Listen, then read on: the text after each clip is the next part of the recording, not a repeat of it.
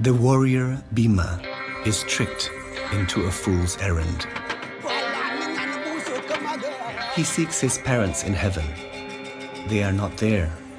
Instead, he finds them in hell. He offers his parents the elixir of life, yet they refuse. They accept the fruits of their karma. This being their final test, they ascend to heaven. The story of Bhima Swarga teaches us that heaven and hell are allegories, not truths. Life is cyclical, and so is death.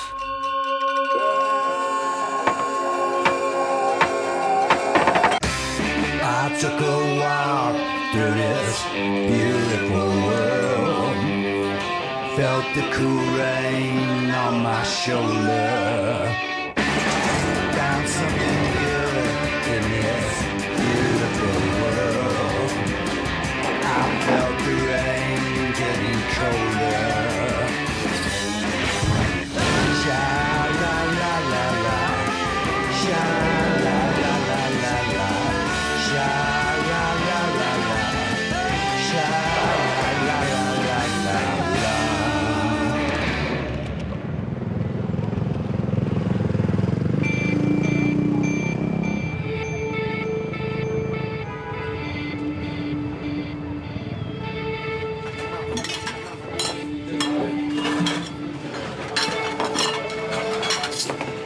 Di ilmu pengetahuan ada Big Bang.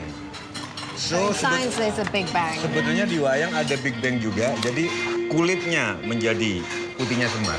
Okay, so when the universe was created, the universe is like an egg that broke. Yes.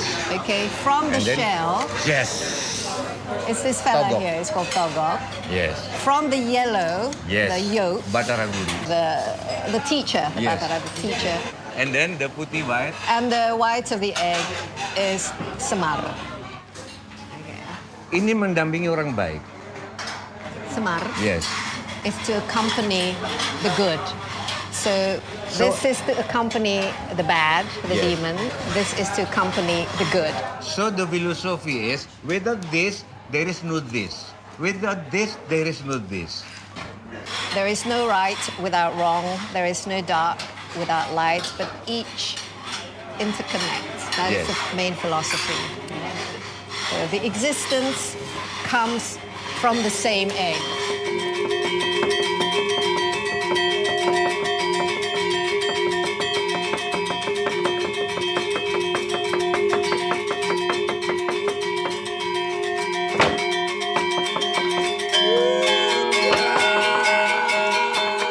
For 1,000 years, the wayang, or shadow play, has been entertainment for both mortals and the gods.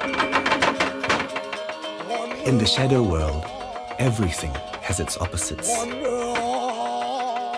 At work within every man are forces both divine and animalistic. The philosophy of the shadow play is to strive for balance. You cannot kill the dominant animal urges within. You must harness them, yet not be controlled by them.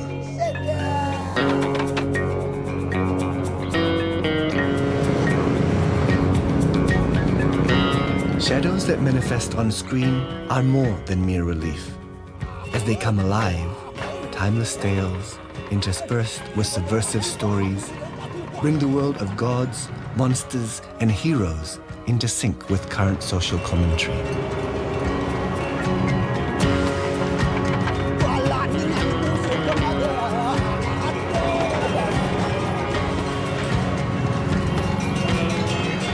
Indonesia is, correct me if I'm wrong, it's the fourth largest country in the world? The fourth largest, but we are the third largest democracy. 17,000 islands. The majority of the population, 60%, live on Java. And how many people in Jakarta? Greater Jakarta is around 25 million, but 25 million. 25, that's a greater Right. area.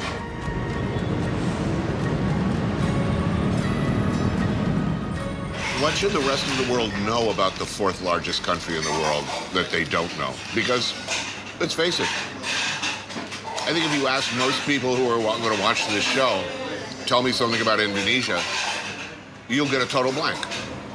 Indonesia, we are very, very diverse. Because even before Islam came, the locals, they have their own traditions, they have their own culture.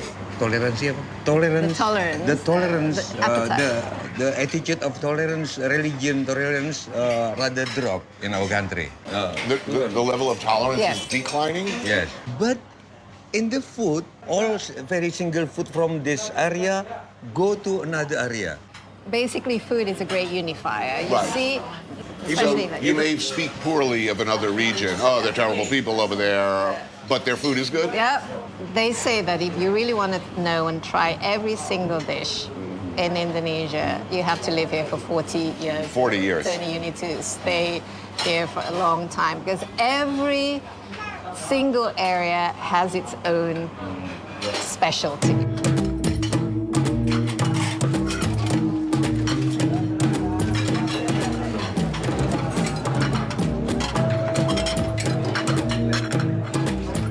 Padang food, this is from West Sumatra.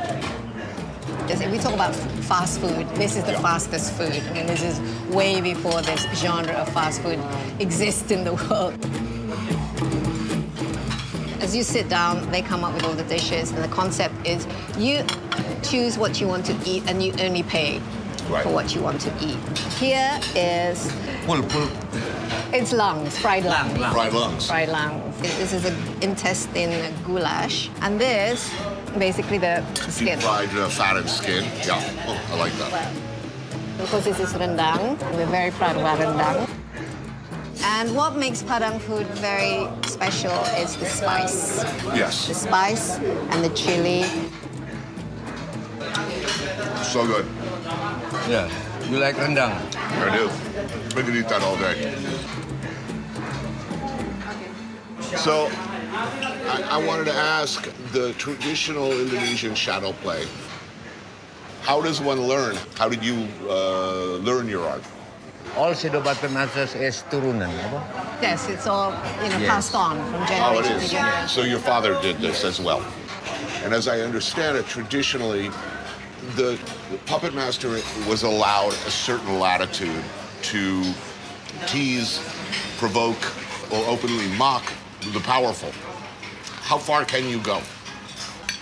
It's a bit like in the court jester, Right. where the court jesters are expected, to make people laugh, but at the same time, it's an opportunity also to criticize without getting punished for it. But at the same time, there's a philosophical level to it, to make the people aware of certain dangers. Aware that kebenaran dan kesalahan itu blind. So to make the people aware that truth and wrongdoings, it's actually not black and white. They interconnect. From the very beginning of the universe, the universe is darkness. Okay, the universe can see lighting by knowledge, by science, but unfortunately, science make the shadow.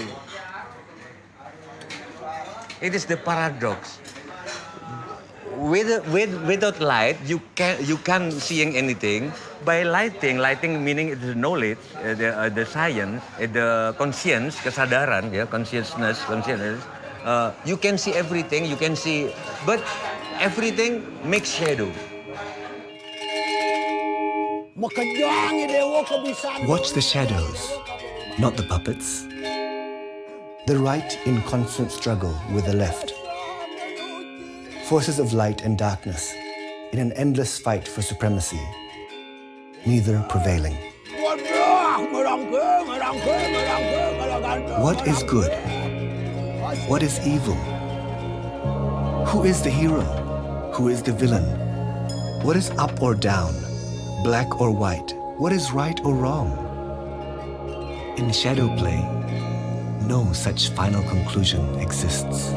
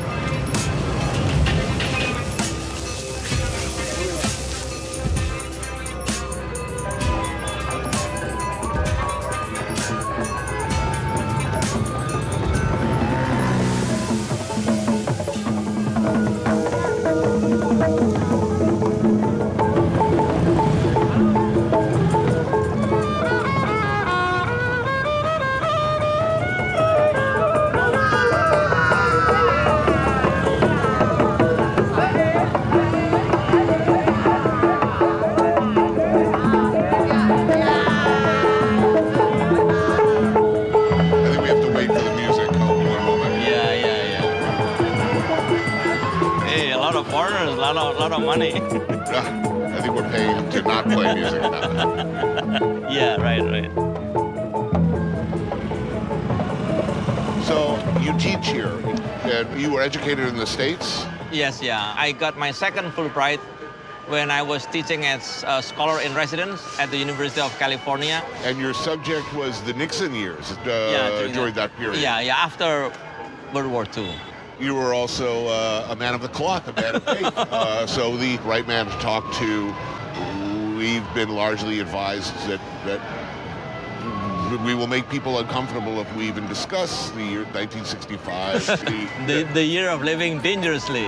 The year of living dangerously. Yeah. What happened was basically the communists were accused of launching a coup against the government. And because of that, there was kind of justification for killing people who were suspected of being communists. And who were they? They're just villagers or people who, in a very vain way, associated with or connected with the Indonesian Communist Party. Right.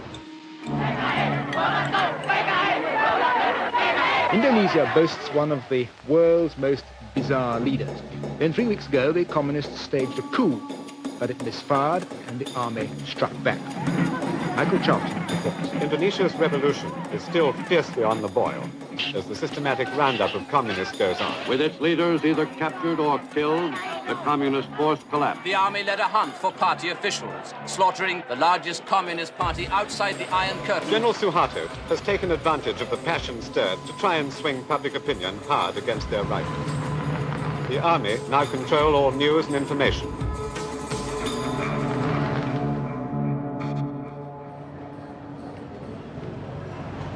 The actual number who were killed were between 500,000 to 1 million.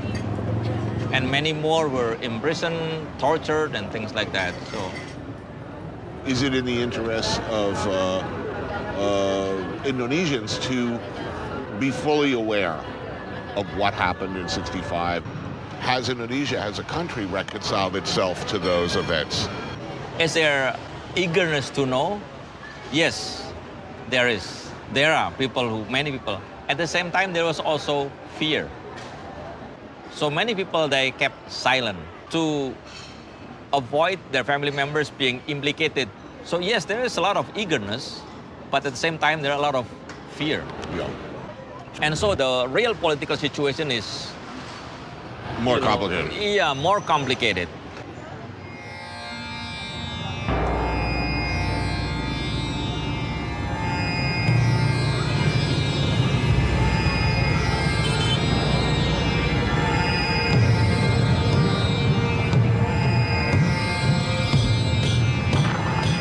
What about everyday life thrills you here? You wake up in the morning, walk outside.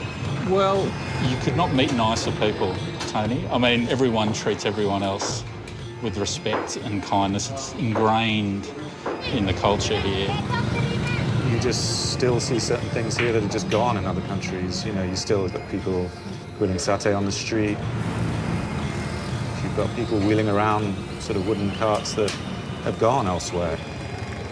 At the same time, you've got 60 million people with smartphones, all on social media, and, you know, that's opening up massive opportunities. To be a journalist here now is just a privilege.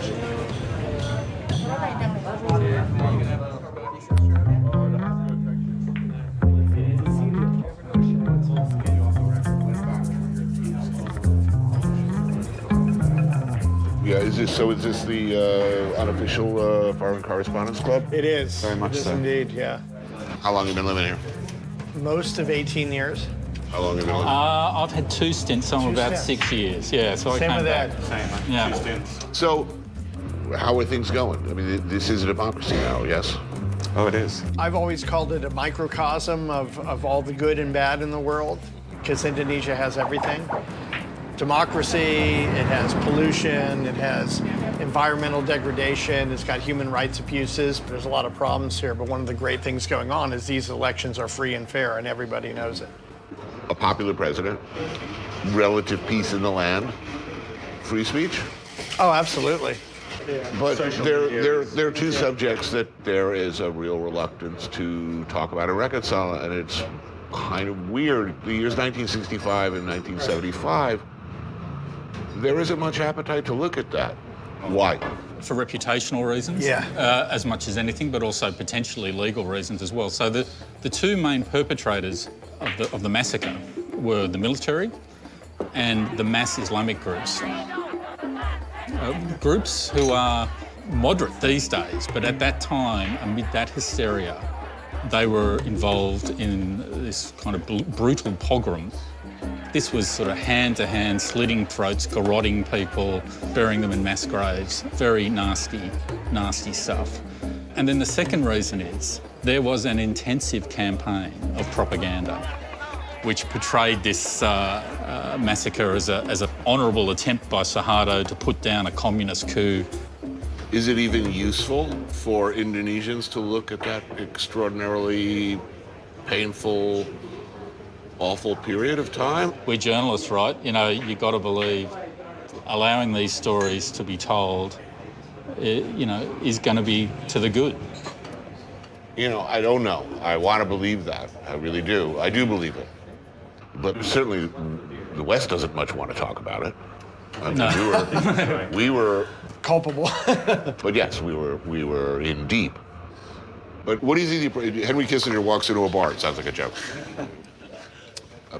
Henry Kissinger and a penguin walk into a bar. I'm not asking what you do, but what would it displease you if I walked over and punched Henry Kissinger in the face? Would you find that entertaining? I would. Would you have a frisson of pleasure even? Would you feel that justice is in some small way served? You hate Henry Kissinger. I fucking hate him. Yeah. Because in my travels, I stumble across his good works everywhere I go. Right. Let's do this. A rabbit punch. No, kidney punch. Yeah. Cheers, guys. Oh, my.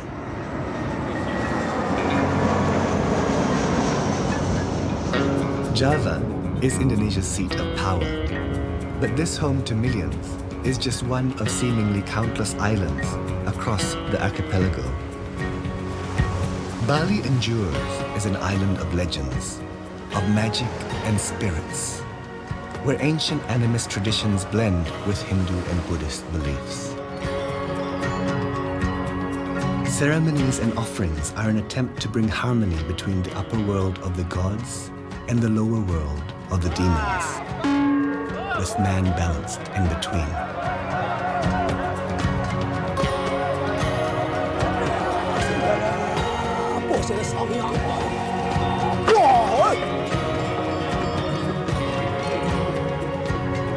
Who is the hero?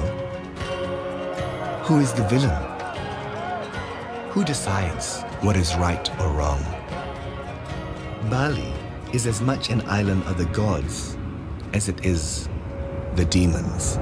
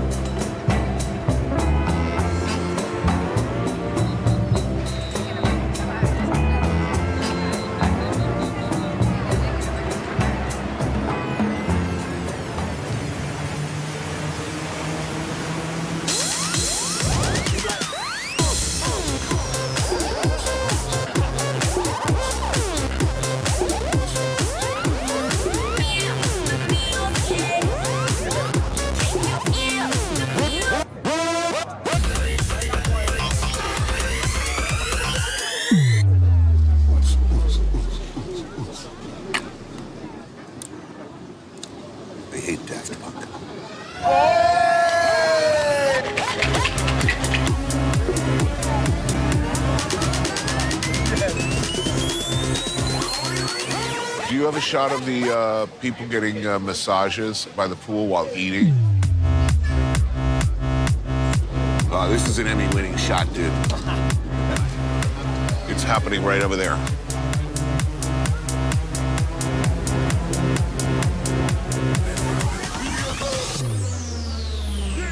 So this too is Bali, I guess. Or it is now. Thank you, Jimmy Buffett, for taking a big dump on the world. Another Wagyu slider, my good man. Yes, thank you. By weight, how much human waste is generated by your average person on vacation. Look around you. Do the math. I want a water sample. I'm telling you, the fecal coliform count is going to be interesting. I'm sure there's a metaphor here.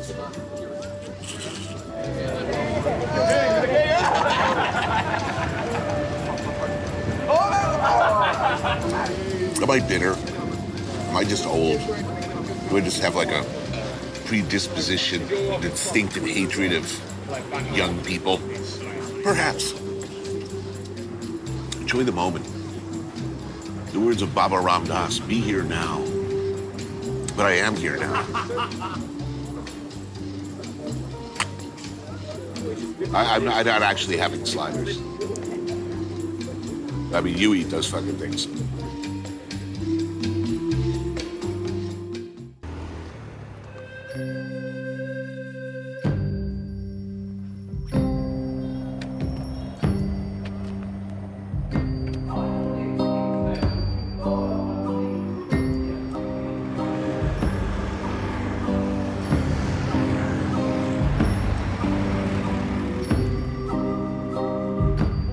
People who see, need, pray, love, who were inspired to come to Bali and do yoga. They have a romantic notion. They want to improve their lives in a physical and spiritual way. They would like to have an experience that they can remember. You mentioned Bali and people think paradise. I mean, of course.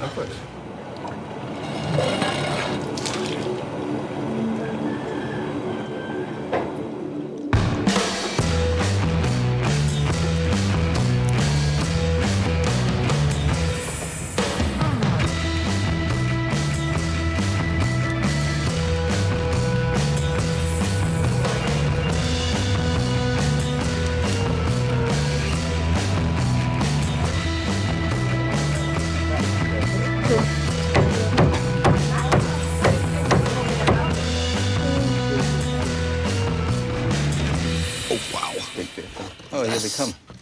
The babi guling. Oh, yeah, I remember this dish. I love it, of course. Maybe we could just talk really quickly about the food. Very quickly. No, I get in VO because I've had it before. We don't need to talk about this food because I know it very, very well. I will speak incredibly knowledgeably of it in voiceover. Trust me. You've been here before, right? I have been here, I think, 11 years ago, and it was a very different look and play. Even then, 11 years ago. 11 years is too long. Yes. How did you get into the yoga business? Did you anticipate it would become so big, or did it start small? Not really, honestly. It was when the Eat, Pray, and Love was shooting in the island.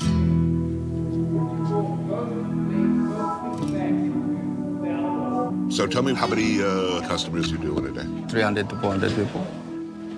That's a big increase. It's really huge because you see the traffic, how crazy it is. It is crazy. Dealing with the traffic.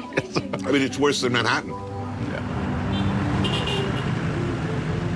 Well, right now that we have two big problems right now. First is waste, second is traffic. Is the tourism bad? Yes, it has its bad side. Is the tourism good? Yes, of course, right? What is Bali? What is Balinese people? What is Balinese culture? What part of this could be supported by the people who come to Bali? What kind of people do we want to come to Bali?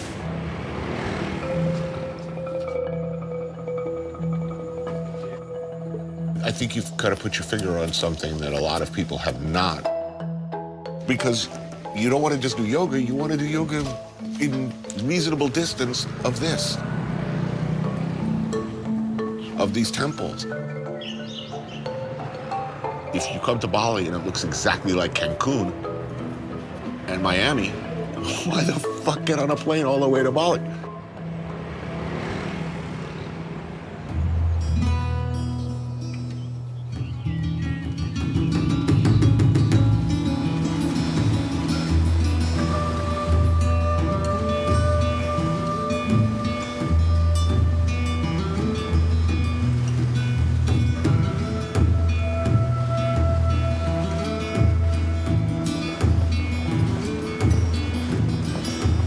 This is one of the 3 most piratical places on the planet. It's pretty safe around here now. It used to be in the early days when we were filming here. You first arrived in Indonesia in '65, right? That's right. But it was pretty hairy then.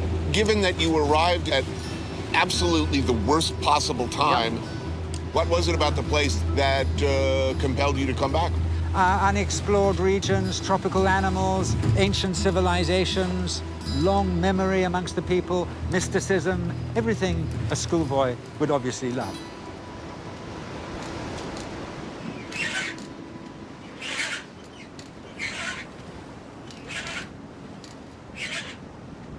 You're training, correct me if I'm wrong, psychoanthropology? Yes. Now, are there through lines, or is there any connectivity between belief systems? They're different, but they're all united by a common theme that they believe in the reality of the invisible world. They believe it's stronger than what we think is the reality, you know, what we can touch and measure and weigh. They would all share the belief that this is illusion, that this is only the surface of another greater reality beneath it. In that, they're fairly constant.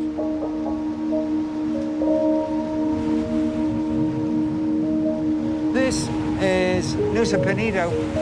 This was a penal colony for Bali. They put their criminals here. Right.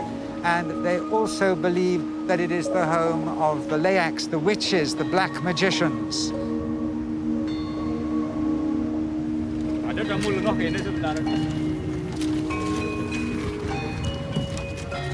This island has not been invaded like Bali. No, it hasn't.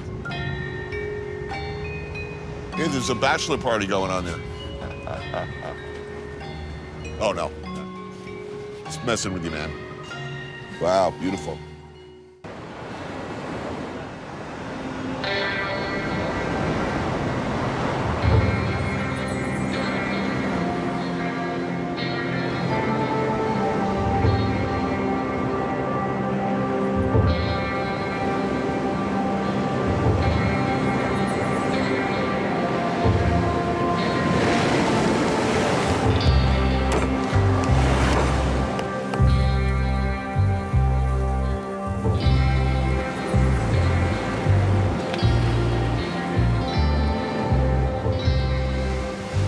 Wow.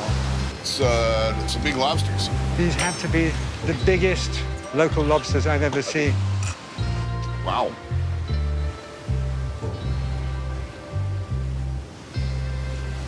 In the West, we tend to think of things in a binary way. There's good and evil, life, death. You've seen every variety of human behavior in this part of the world. Always a notion of light and dark, good and evil, just not absolute ones. You know, we call Bali the island of the gods. That's a sort of slogan for the tourism industry, but it's equally an island of the demons. I mean, I've always found useful in anthropology this concept of the left and the right cranial hemispheres. The left is the thing that we are over-dominant in the West. It handles the rational, practical, consecutive thought. Here, it's the opposite imbalance. It's the other way around. The right is the intuitive, holistic access to everything we've ever been. That's access the right to our brain. genetic memory, exactly. So they know stuff we don't know. They definitely know No stuff doubt. we don't know.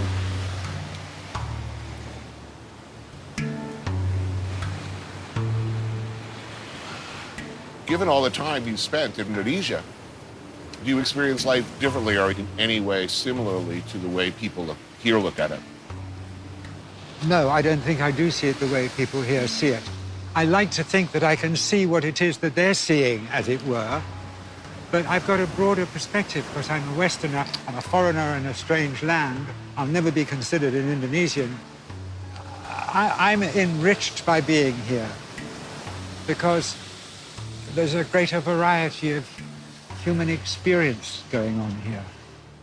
Yeah, tell me about the funerals, because we're attending one. You are.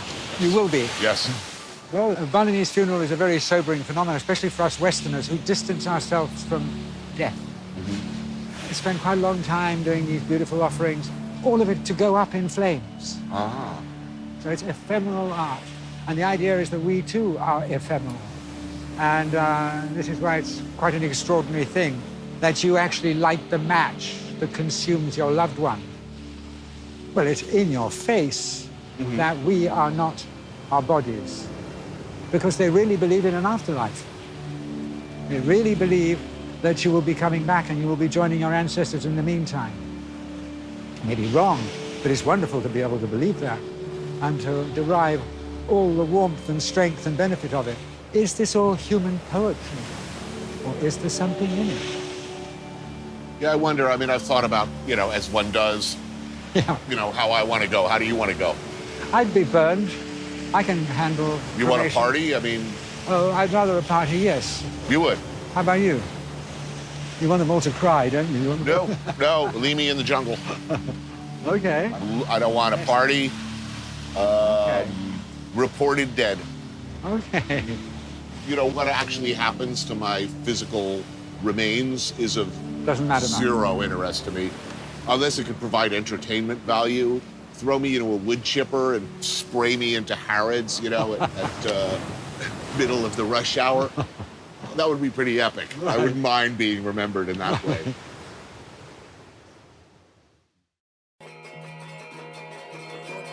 Terus cuma harga coba dewa napi seleweng wentan tu. Nada kena kunang pisacu kenaro buco kalau perasamu. Damang mereka nak samu menalu ya. Wayang is not necessarily entertainment for the people. Most of the time it's performed for the unseen.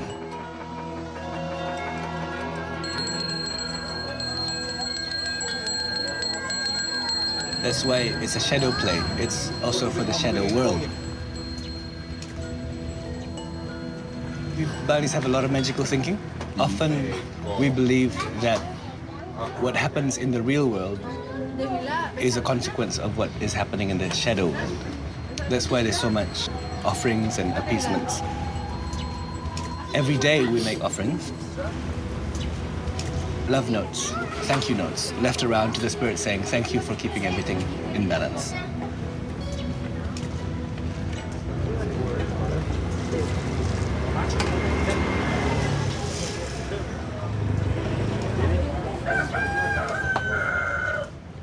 So today is the final rites of the human. Once the ashes are scattered to the sea, then begin the rites of the spirit. So who will attend the funeral today? The family, of course, but cremations in Bali are very much a communal affair, so the village runs it. It's not just the family. Right. People's attitudes towards the passing of a life, towards death, funerals, wakes, different here than in the West. No weeping and rending of garments. There is a lot of... There is. It's at the bathing ceremony of the body, that is when the mournful event becomes a joyous occasion. Right, but the funeral itself? It's a joyous occasion, especially the cremation. It's a big send-off. It's a big party to send the spirit to the afterlife. We're not talking about the end. No. Life is cyclical. It's very much a circle. So this is something to be happy about? Yes, definitely.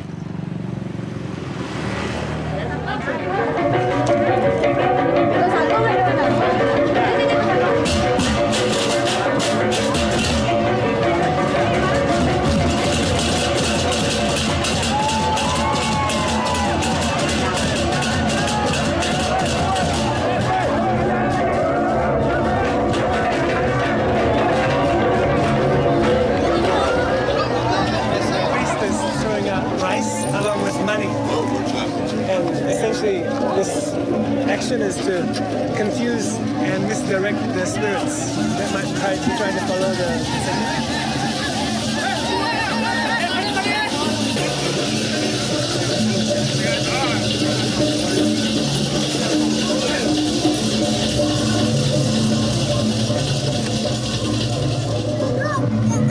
Love the sound. It's beautiful.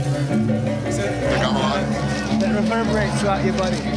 And the idea is that that noise shatters the illusion between the seen and the unseen worlds.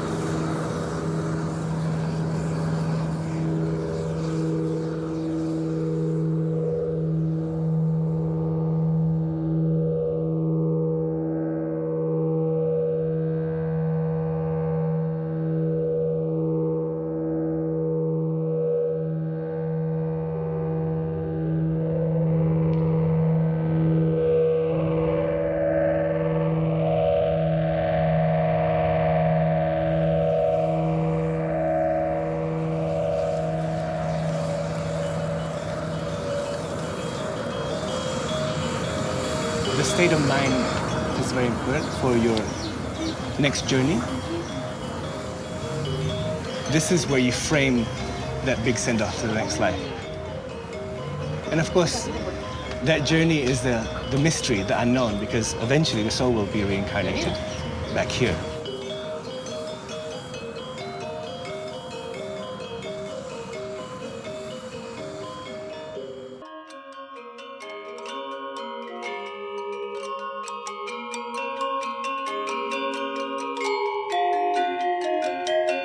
Wantian parapto bimosenu marikanang kawakin yang menurutku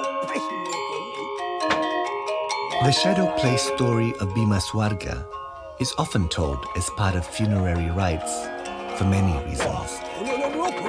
Heaven and hell are allegories, not truths. Heaven and hell exist right here on the mortal plane. No tears should be shed during the cremation ceremony. Tears only hold back the soul of the departed. At sundown, ashes will be released, returned to the purity of the sea. Time is circular, as is life. Death is but the beginning of another journey.